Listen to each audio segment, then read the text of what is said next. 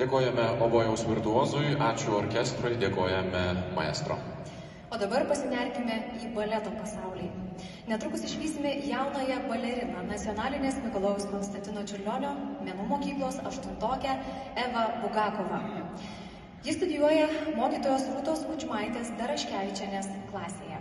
Eva yra respublikinių ir tarptautinių konkursų laureatė. Ji taip pat yra sukūrusi vaidmenų Lietuvos nacionalinio operos ir baleto teatro scenoje, taip pat Kauno muzikinėme teatre. O šį vakarą jaunoji balerina atliks variaciją iš Vienoje gimusio kompozitoriaus Liudviko Aloyzo Minkaus baleto Pakita pagal kito legendinio XIX amžiaus choreografo Marijaus Petipa choreografiją. Pasigėrėkime.